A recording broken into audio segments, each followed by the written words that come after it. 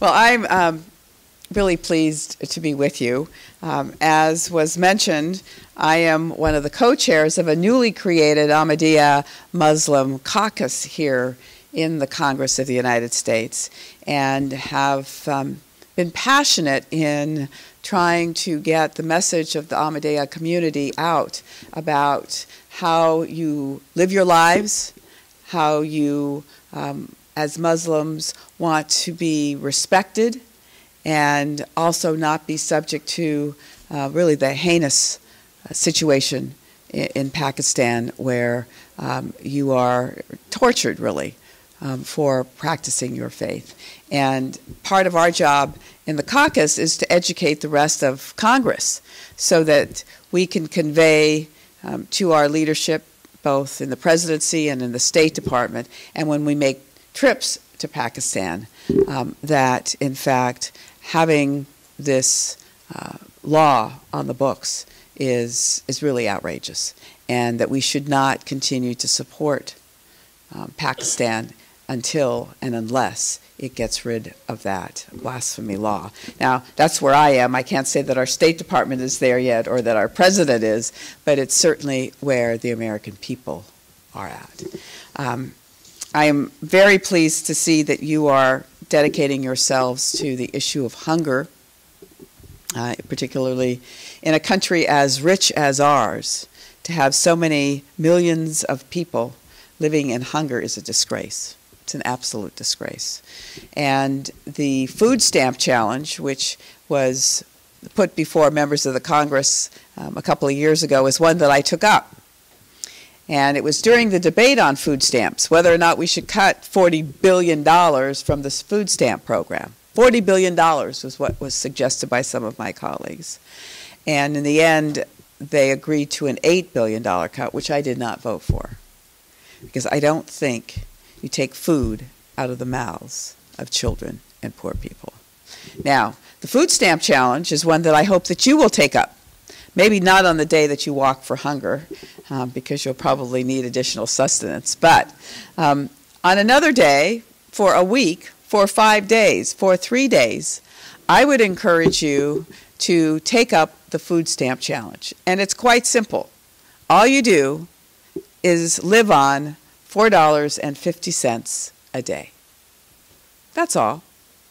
No more lattes, no more visits to Starbucks, no more Big Macs. $4.50. Let me tell you what I had to do when I lived on $4.50. Have you ever heard of a dollar store? The Dollar Tree store? It's where I did a lot of my shopping. I had to buy instant coffee, a bottle of instant coffee to get me through the week, because of course I couldn't drink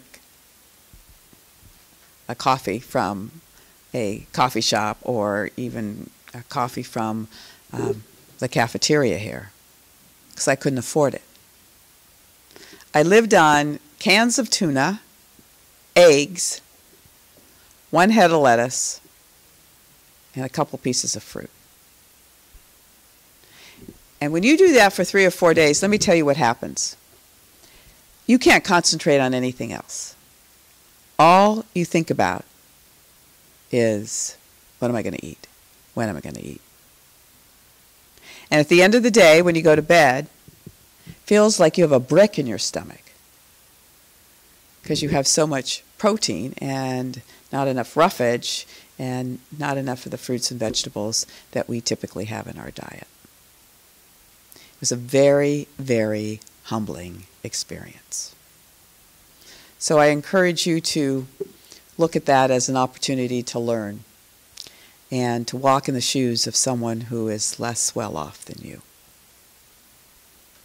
So as we look at the challenges that we have in this country that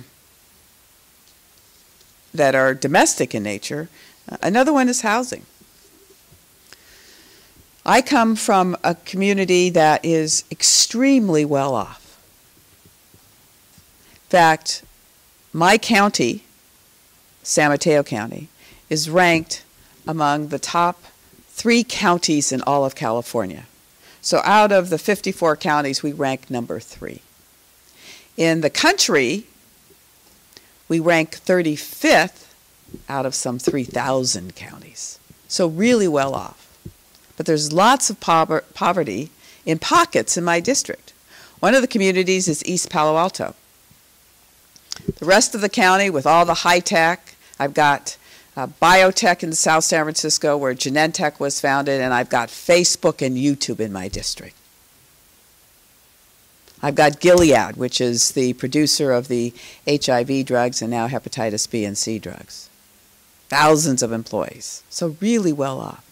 But we have pockets of poverty.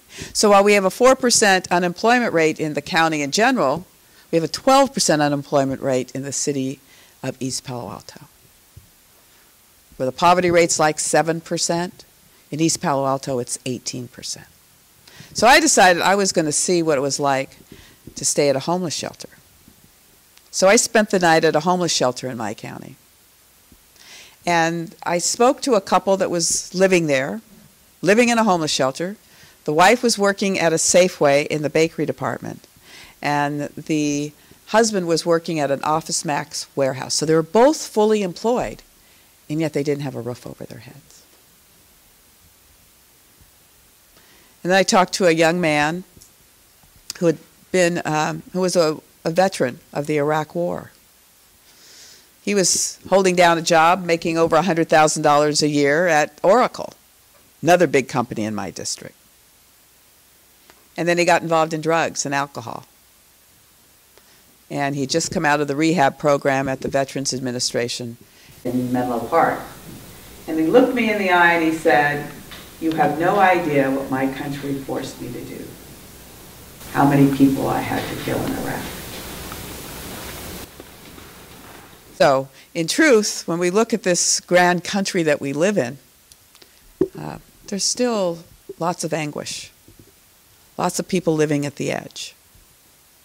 So your work, whether it is in educating the rest of this country on the Ahmadiyya Muslim preachings and beliefs, or assisting us in doing efforts like the blood drive, where, as I understand it now, from 2011 until this year, you have collected more than 25,000 blood donations, and I believe saved up to 75,000 lives. I mean, that's pretty remarkable. And now you're moving on to look at the issue of hunger, which I think is to be applauded as well.